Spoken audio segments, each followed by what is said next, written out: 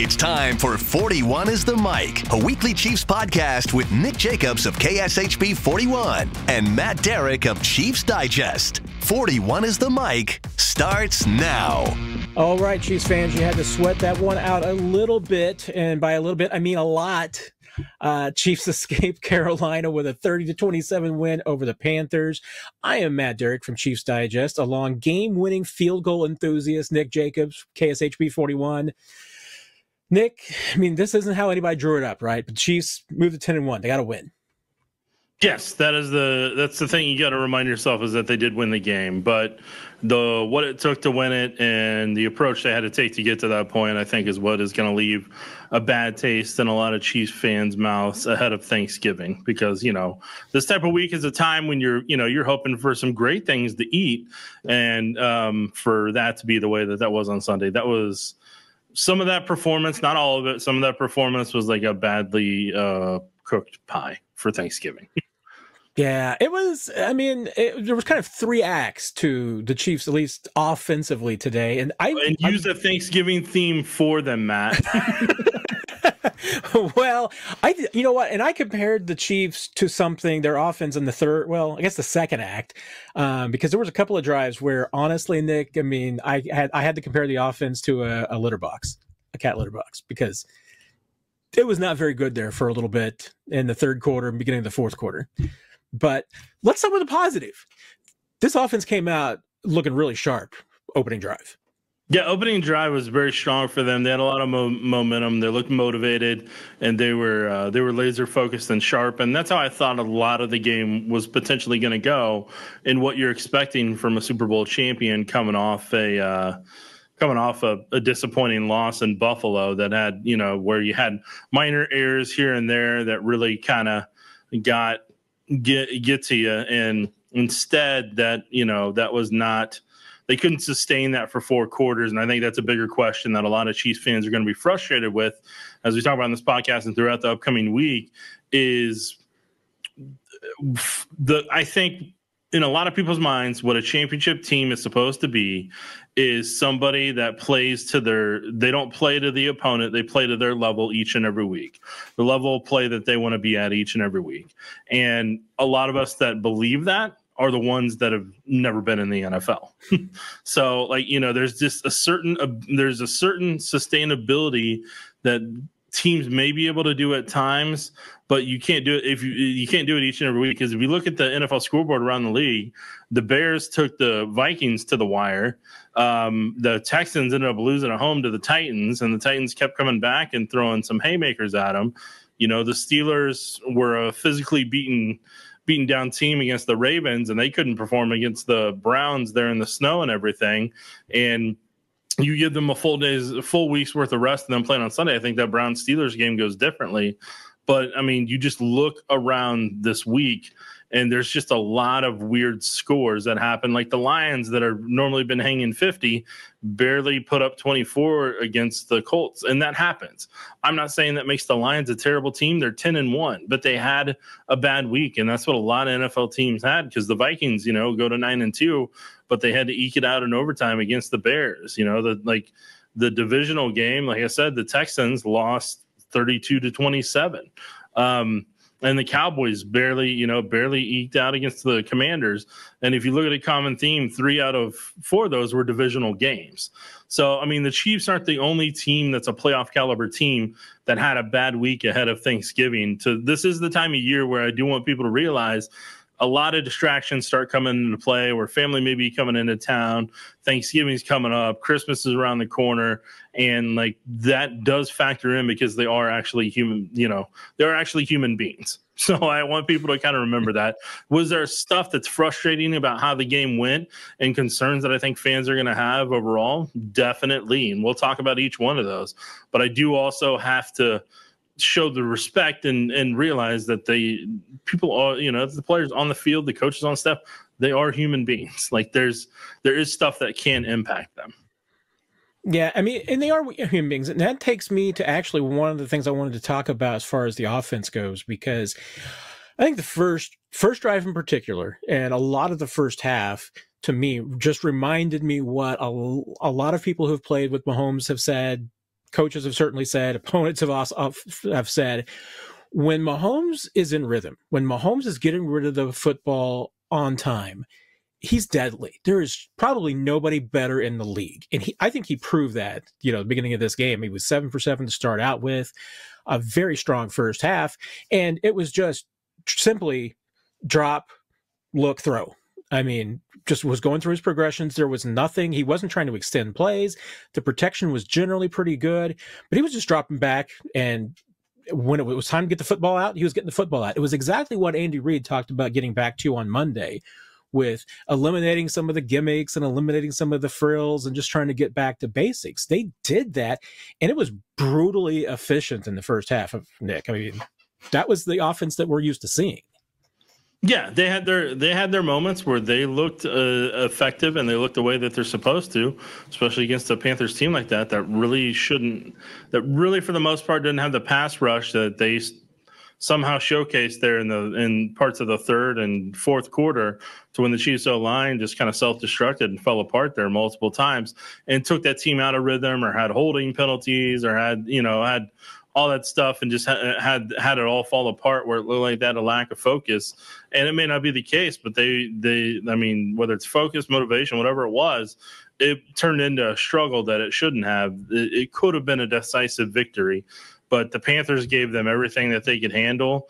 And that's something that I do want to say. I know it's not going to get known enough. It's something I asked Drew Tranquil about earlier this week, whenever I asked him, because he's been on both sides. He's been with the Chargers, where he's going up against the Chiefs, and he's been obviously with the Chiefs and experienced it as well.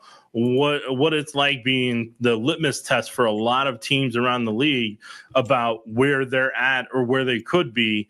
And for the Panthers, this is kind of one of those things where all those guys are trying to fight to show that they are able to compete. They are able to stand up against the Super Bowl champions, and they do want to keep their jobs, and they do want to keep employment. So for them, that's what the Panthers coaching staff's going to sell all week now, is that, see, guys, listening to us, this is where you're at, this is where you can be. And the head coach can sell that to the owner now. So in some ways, that may have saved the Panthers head coach's job, because he can now sell that to ownership, and he can now say, see, we are on the right path. We're on the right track. Bryce Young looked good against that Chiefs defense. Remember, they're 2-time Super Bowl champions.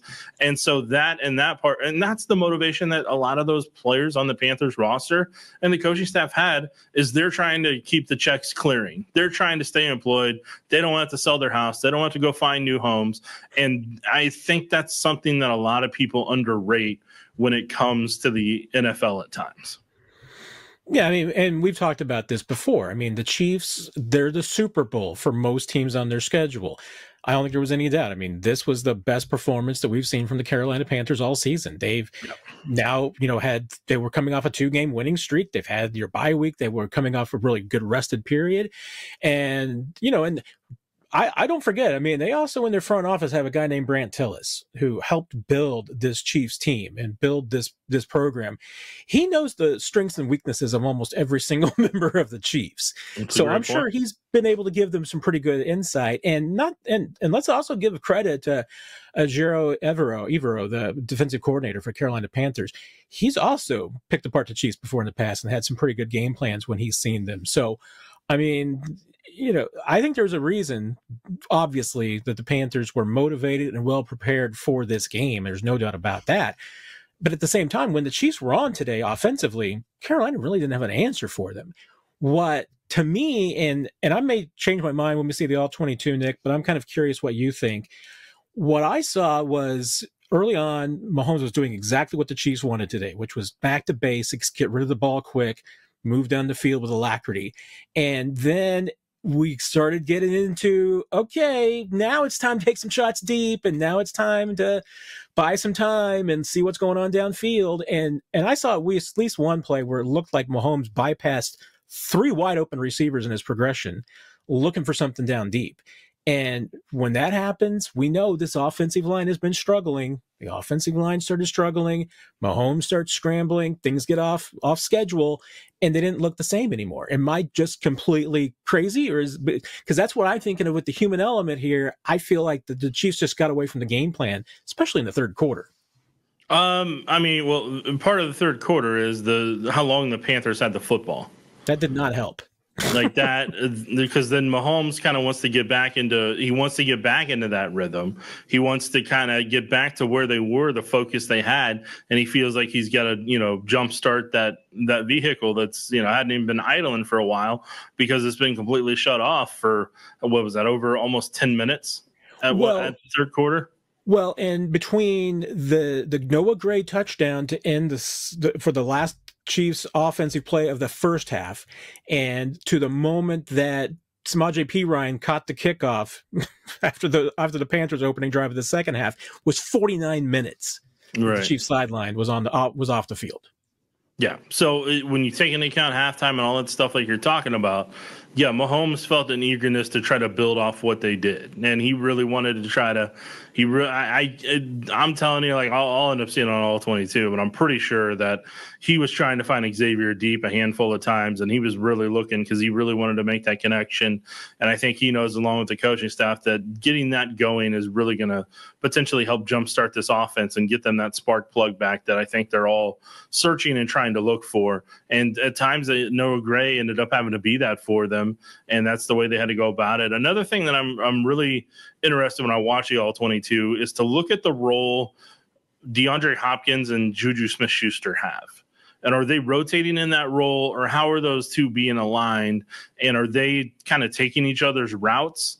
And they're just having to rotate between the two of them? Or is there a way they can have them both on the field and utilize both of them? Because part of me feels like at times when I watch this offense, especially when the O-line struggles, like, for example, take that 3rd and 22, where that corner comes off the edge and is able to, get the big sack on Mahomes there in the fourth quarter. So what it looks like there is they got Juju that's going to do a chip. So he does the chip on the end to help, Jawan Taylor. But they're assuming that corner is going to cover Juju and go out with him, and he doesn't. But if you look at the routes on the left over there, it looks like they're longer developing routes that are either going to be 5 or 7 step for that 3rd and 22. Well, Mahomes is still waiting for those routes to develop. So because of him having to wait for those routes to develop, he's holding on to the football. And you could tell he didn't realize that corner was coming on a blitz and didn't think he was. Otherwise, that's probably the first spot he looks and tosses it to Juju, who was a little bit late on opening up for the check down there. But again, there's times where I feel like with the play calling, I think they want to get too big of chunks at times. And it's like, no, just the bigger key in play calling long term is, what do you do to keep him in rhythm? Even if you lose that drive and you don't get that first down, you don't get all 22 yards, how do you keep that rhythm? How do you, for the O-line, for the receivers, for that passing offense, how do you go about keeping that rhythm? And I think that's the bigger question the Chiefs coaching staff on offense has to have in their meeting on Monday after they watch everything on all 22. The number one question they need to ask themselves collectively and have a conversation in the meeting room is, what do you do to keep that rhythm throughout that game? What needs to be done differently to keep that rhythm throughout the game? Even if it means you lose that drive and you're not going to be able to get it because penalties derailed you, whatever happened derailed you, a couple of play calls maybe, didn't work out the way you want in the run game. What do you do to do that? Then the second thing that they have to answer, they can't answer it just on when Friday rolls around, but they're going to need throughout the next 6 games is there different ways to put this puzzle together for this 2024 offense for Juju Smith-Schuster, for DeAndre and Travis Kelce that utilize them differently than what they've done before? I hope that makes sense, because when they bring Pacheco back in and when they have him back and then they have Kareem Hunt, they're going to have to use them both a little bit differently. It's going to be different roles. Kareem's not going to be in the same rhythm and get all those carries. That's going to help him from a freshness perspective. But is there certain times where maybe that hurts him because he hasn't been used to how that defense is pursuing for 20-plus touches? And is that going to change that up? So I think they've got a juggling act here in the weeks ahead to where they're going to have to figure out how they utilize all the players that they do have. And is there a certain way they have to approach things to be able to make this offense with the players they have on it as effective as possible? Yeah, and you mentioned that there was one play in the fourth quarter and one particular throw. It was the out, 12-yard out to Xavier Worthy for a first down on a 2nd and 8. And that just reminded me once again, I mean, I remember the times that sometimes Mahomes would get looking for Tyreek downfield happy and trying to force the ball downfield looking for big plays. And then you're just reminded, oh, wait, Tyreek Hill can run a 10-yard out at any particular moment in time and be wide open and just get you a small chunk of yards any single time you throw the football to him. Xavier Worthy has that same kind of ability too. So to me, it's like, you know what? Hey, I get it. Every once in a while, you want to take a shot downfield, but you know what? It works just as well as a 48-yard bomb to Xavier Worthy are 4 12-yard outs to Xavier Worthy, because those are almost indefensible. And, you know, this line of mine predates our podcast, Nick, but I used to say that it's Mahomes and the Chiefs offense every once in a while has to eat their vegetables. If they want the steak of the 48-yard bombs, sometimes they just need to move the ball and take what the defense is giving them. And I thought they did that at the beginning of the game. They just got out of that. And that has been sometimes the problem, is that they're looking for the big play rather than just saying, these guys are open. They do it periodically. We know that they can do it because we've seen the 12-play, 75-yard drives. But it's just, isn't it? It's just maddening sometimes when you know that they can do it, but they get away from it. I got to feel like that's just the human aspect of it. Yeah, and I think that there's times where like Mahomes or the receivers, he's wanting to try to get the opportunity to kind of work on something there and take that chance and get that look and get that snap, because he knows that they have, because I think he thinks at this point they have the luxury of some downs, you know, to where some of those downs are more so a luxury than a necessity from a mindset perspective. And so, you know, I think that part of the time, I think that's where some of that happens every now and then. I hope that made sense, but if it didn't, then, well, you know, we'll keep going on this journey. It made sense to me, but, you know, talking a lot about the offense and some of its struggles, but the defense didn't have its best day either, Nick. This was a Carolina Panthers team that, once again, I mean, it hasn't been setting the world on fire, and yet Bryce Young looked really good to them, especially on blitzes today. Absolutely chewed up something that usually the Chiefs are pretty good with, going after the quarterback.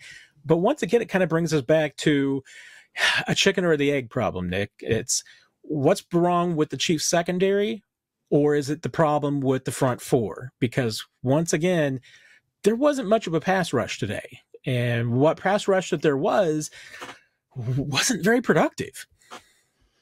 Yeah, I'll start on the secondary and work my way down. I'll do the opposite. I'll work backwards.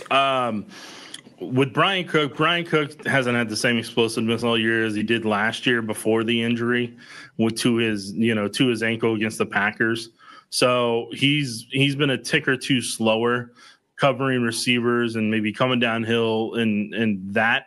So teams have kind of worked they've kind of picked on that at times when that becomes available.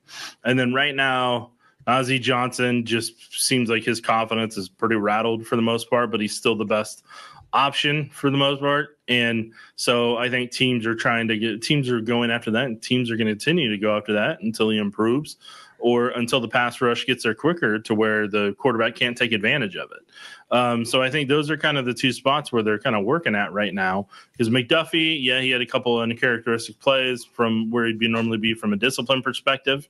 And that obviously happened and worked out the way that it did.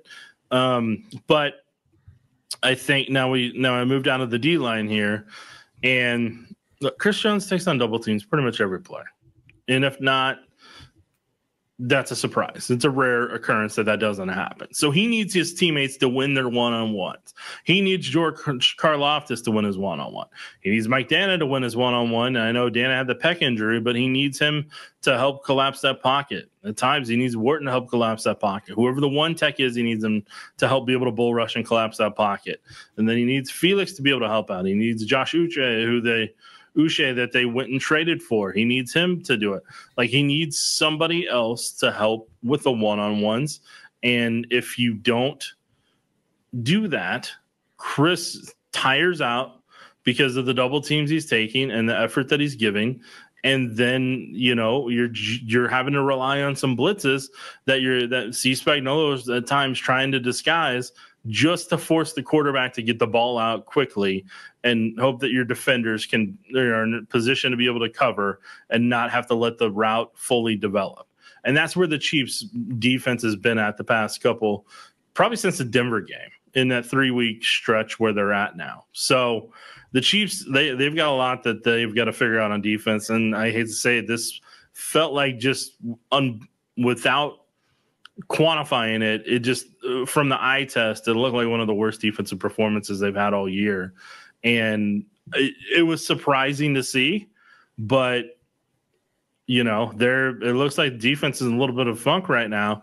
And that's where you kind of wonder if Charles Omenihu, if he is back to even 70, 80% of who he was before the ACL tear, can he be that guy that helps create that spark? But they need it.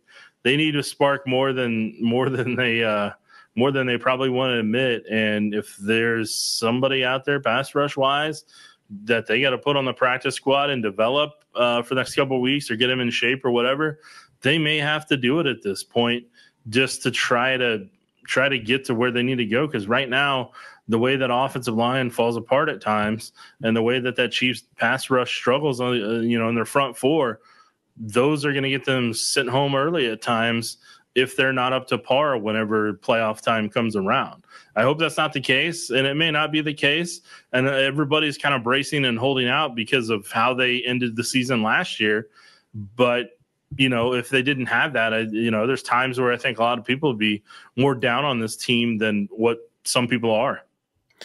Yeah, and that's, one of the only things that really kind of concerns me about the defense is that there's an uncharacteristic element to it, which is that it's not getting better as the season has progressed, the way that the Steve Spagnuolo defense normally does. I mean, they've had some of their, I think, weakest outings in maybe the last couple of games.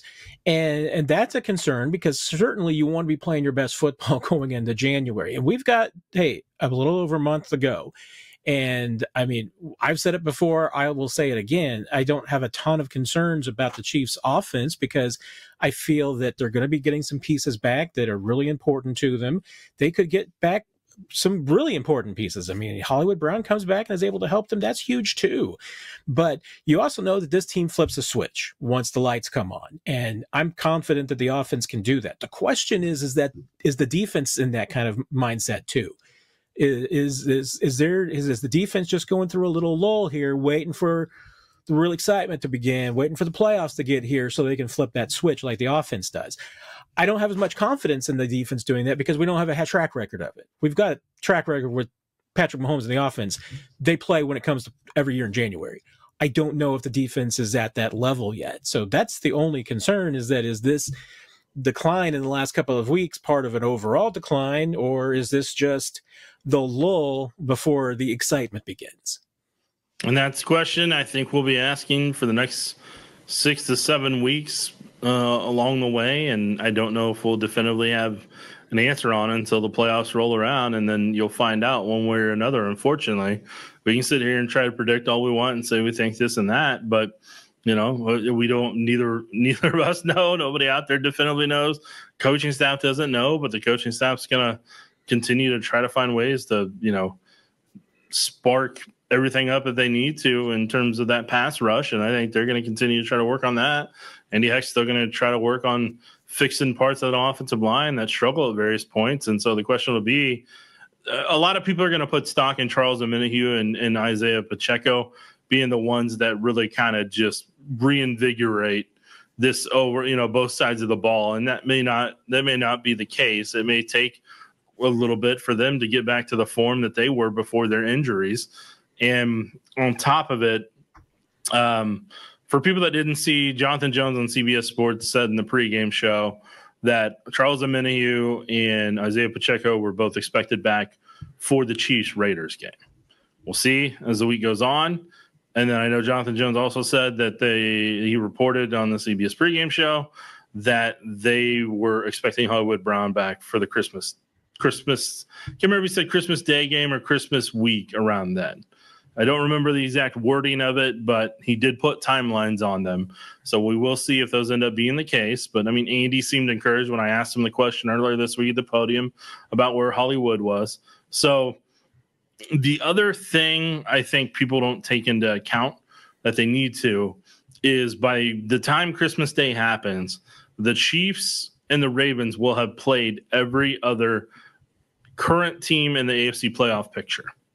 They will play everybody else. So you will know based on those games where the Chiefs are at, because they will literally almost have played, well, not literally, unless something changes, unforeseen right now to where a team sneaks up there, the Chiefs will have played the entire AFC playoff field. So will the Ravens. So you will know how they stack up against every single team, where their deficiencies are, and how those teams approached it. And for the Chiefs, that's whatever they need to do in the exploratory missions in the weeks ahead, whether it's against the Chargers or the Broncos or the Texans or the Steelers. They get the opportunity to show what they want out there and see how they defend, and then adjust accordingly for when it potentially matters in January. There's a couple of quick questions before we get out of here today, Nick, that I wanted to ask you about. And obviously one kind of tied in with that Raiders game. This is a short turnaround week. That you can catch on KSHB 41. If you don't want to stream on Prime Video, you can watch it on KSHB 41. And I'll have a pregame that starts at 1 o'clock. Again, on KSHB 41 Friday, you can watch Chiefs Raiders on KSHB 41, if I didn't say it enough yet. and for free. If you're in Kansas City area watching on KSHB 41, you don't have to have the Amazon Prime. So that's right. There you go. To me, this is basically a Thursday night game. Friday afternoon, Thursday night doesn't really probably matter that much. And any benefit that the Chiefs get from, playing at home, or even playing at noon, really doesn't matter, because the Raiders are playing, late game, and they're at home. So they're probably going to be in their beds tonight before the Chiefs are flying back from Carolina. So that's probably negates any rest edge right there. Do you have any concerns about seeing a sloppy and a lack of disciplined effort from your Chiefs today going to face the Raiders on Friday on a short prep week? I have absolutely no idea, Matt. Absolutely no idea. That's a fair answer.